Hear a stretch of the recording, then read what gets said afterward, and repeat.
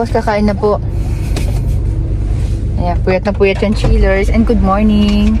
Bale, papunta tayo ngayon ng Rosario, Batangas para mag-aalmusal muna kami. Ade. May magnet eh. Alam nyo yun, habang kumakain o naghihintay ng pagkain, nag-i-edit ako. Kain tayo! Sarap ng lomi dito sa Batangas. Hindi kami pumunta dito or nag-deliver dito na hindi kami kumain ng lomi or goto. Mayroon na pala ate.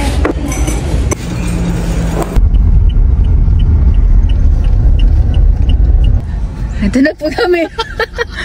Pero naghingi naman ng pasensya si ma'am na matataas na nga daw yung damo dito sa bahay nila. And anyway, okay lang yan. And happy birthday pala kay Kuya Judy. 43 na siya ngayon. Birthday pala niya, hindi kami nag-aalam. Nung nakaraan naman, birthday naman ni Edwin. Happy birthday kay Edwin. Hindi na namin nalalaman kasi sobrang busy talaga. Set up na lang pag may time. Mag-banding-banding na lang siguro somewhere.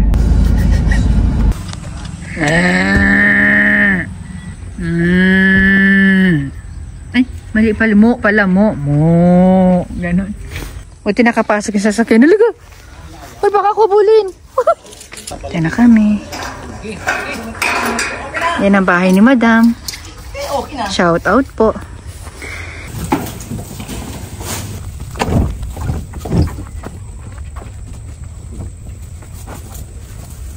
Nakapasok kayo ng gamit. May tao na ba kayo nakausap?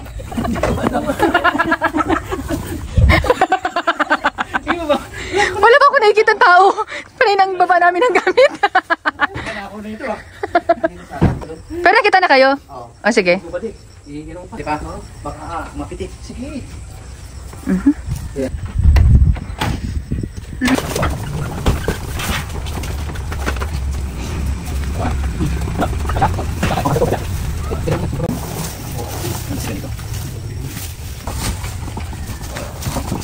Tapos nalimutan yung puso pala. Okay, nasa.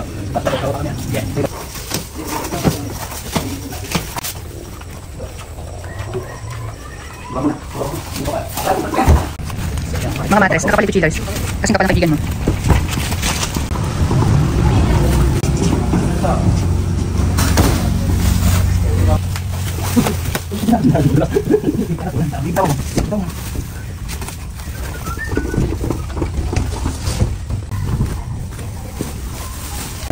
So, bali chillers yung order po nila sa amin ni Ma'am Elaine. Sofa, at saka po mga mattress po. The rest po, sa iba nila pinagawa kasi late na po nila akong napanood, hindi po nila alam. Shoutout kay Madam Best Finds TV, doon po niya ako napanood.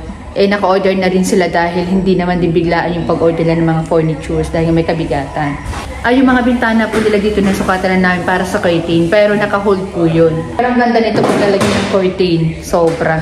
Kasi pantay-pantay lang siya Ayan Ayan, nakapantay lang. Hindi mahirap kabitan.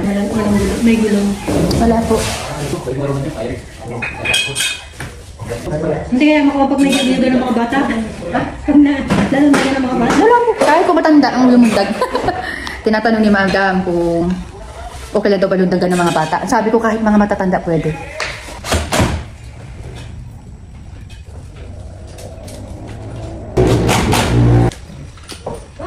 So, ito naman, ayan.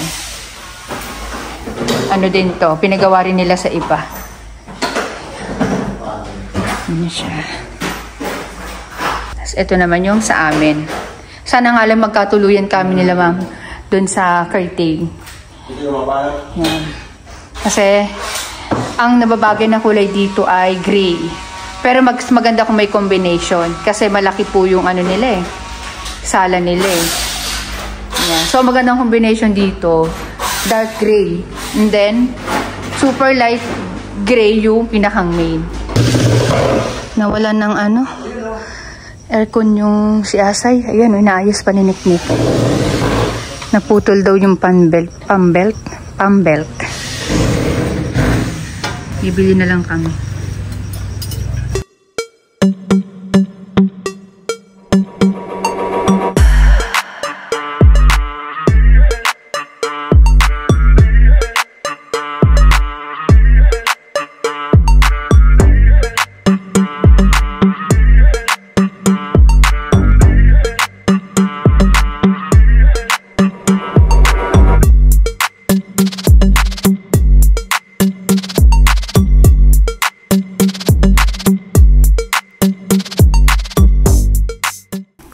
So, ito naman, yung sa mattress. Okay, so, ang alam ni ma'am, yung tatlong ottoman, yung na-in-order niya sa amin ay without storage, naka-fix lang. Pero, syempre, mabait sa relaxing chairs. Lahat po ng additional niya na ottoman ay ginawang ko na po ng with storage. Surprise, madam! Oh. Basta wag niyo lang ako abusuhin. Meron kayo free sa akin. O, diba? Ayan. So, double cover na po yan. And dito naman sa kabilang mga rooms. Ayan. Okay. Ayan, with storage din yan. Ayan. Ang kapal po talaga ng mattress niyan. Kasing kapal ng taong ipagkukulang sa'yo. Charot. Ayan siya. Ayan, ganda rin ng cover na ginamit. Ayun. And then, dito. Again, hindi po nila pinagawa sa amin yung bed frame. Sa iba po nila pinagawa. Kaya hindi masyado nagmatch yung kulay na mga cover sa bed frame nila. Anyway, lalagyan pa naman po yan ng extra cover na garterize. Ayan. And then, ito yung sofa. And dito rin yung kanilang dining set. Ayan, sa iba rin po nila ito pinagawa. Ayan. At yung mga bintana na sukatan na po namin yan. So, naka-hold lang muna po at alam nyo nang mahina ang kalaban. Kasi malalaki po yung mga bintana nila kasi sagad yan sa kisame pag kami nagkabit. Nakausap po naman na dyan si ma'am.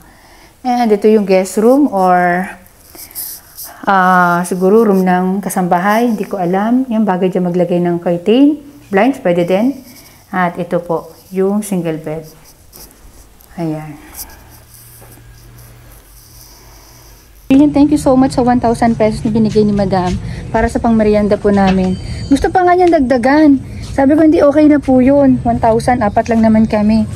Magkano lang naman ng lomi kasi meron daw ditong school na pwedeng kumain ng lomi. Anyway, kumain naman na kami kanina, in advance ko na.